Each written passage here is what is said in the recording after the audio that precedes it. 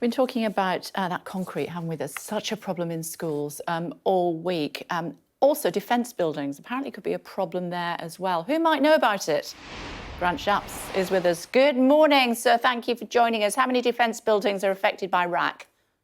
Morning, Kate. We are going through and having a look at the estate. It doesn't look to us that the accommodation was built in that way, and certainly when it comes to service family accommodation, it's highly unlikely any of that has been affected, which is obviously important. And then we're looking at the rest of the estate, but it looks like the kind of thing that we'll be dealing with in the normal course of business rather than needing to close anything down.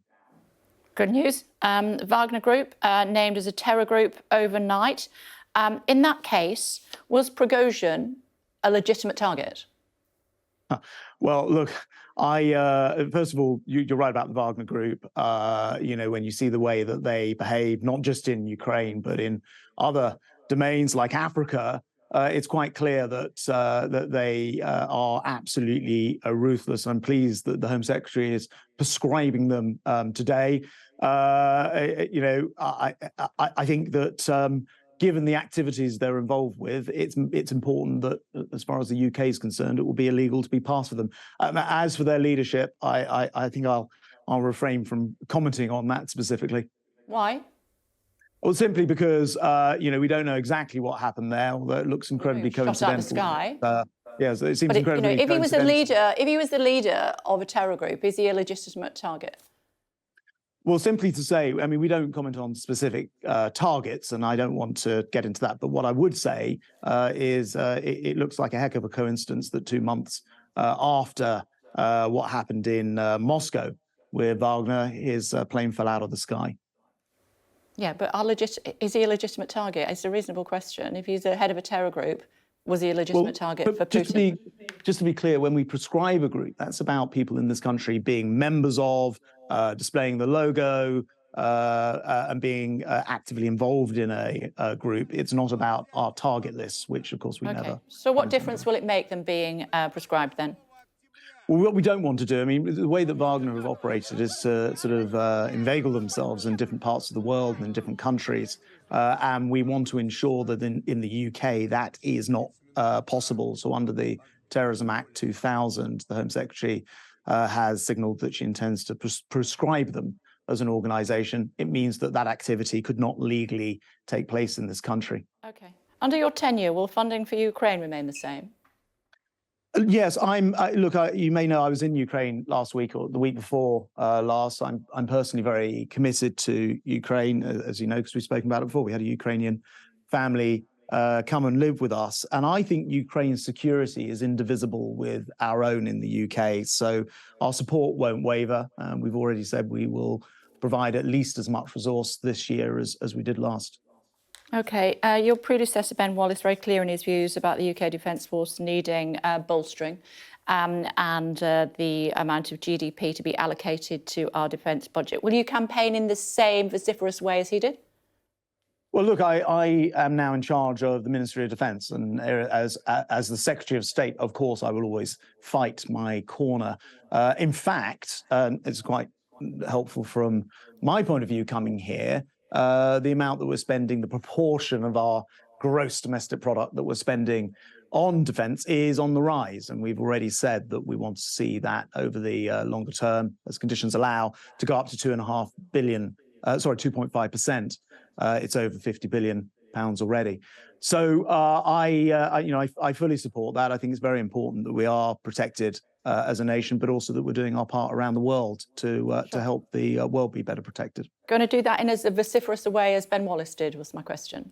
Well, I'll do it in my own way. But as I say, I've spoken before about my desire to see a higher defence budget, well before being in this role. And I'm pleased to see that our goal is to get to that 2.5%. And by the way, that puts us at the top in terms of NATO countries. That puts us nearer the top. How will your way differ then from Ben Wallace? Well, look, what happens within government is there's a process for when it comes to spending reviews and the like, which take place every few years. But we've had rather a nice boost to the budget. Over £11 billion was added.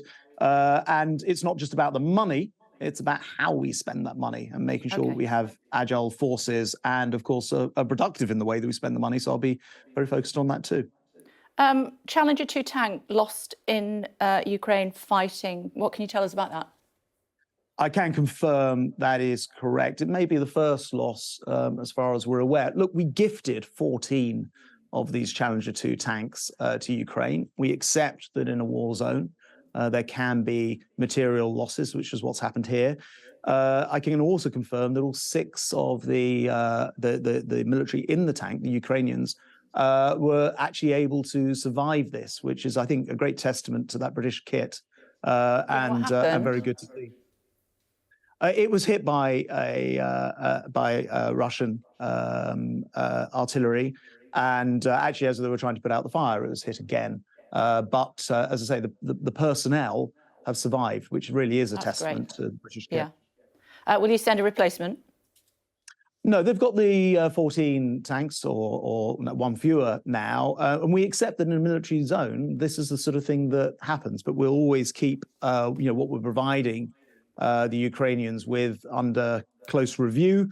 I was talking to them about it just, as I say, a week or two ago when I was there, and it comes down to more than just tanks, as you know. There's many different ways in which we are helping them. I cannot stress enough that the UK's security is bound up in what's happening just over there in Europe, and the fact that we have another war in Europe with an aggressor invading a democratic country should be and is of massive concern to everyone in the UK. Another quick couple of questions, if I may. RAF discrimination. The RAF unlawfully discriminated against white male recruits. James Heapy, the guy that works for you, said last year, if any unlawful activity, quoting, was uncovered, those responsible would be held vigorously to account, and yet no one has been. How high is that up your in tray to sort out? Yeah, so look, there's a whole sort of array of different things in my in tray, of which that is one. James Heapy is the minister you talked about. He still works for us here. He's still minister here, and he'll be progressing through that casework. I haven't got into it yet, but I certainly will be. OK, final thought before we go. There's been a lot of criticism that you got your job because it was a job for the boys as opposed to knowing anything about the Ministry of Defence and our armed services. So here's a question for you. Do you know how many ranks there are in the army?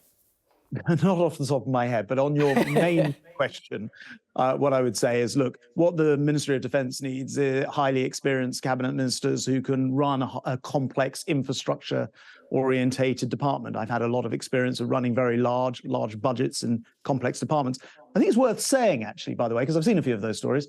As far as I can tell, only 2 of the last 15 defence secretaries have had any military background themselves. It's not usual in a democracy where we actually pride ourselves on having civilians run all elements of government, including our military, to have people from military backgrounds. But what I do know is how to run a department.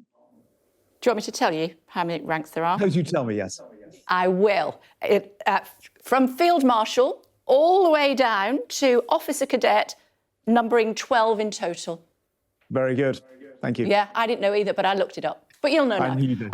It's good to see you. Thanks very much indeed for joining us. Hopefully you'll come and join us in the studios soon. Thank you. Look forward to it.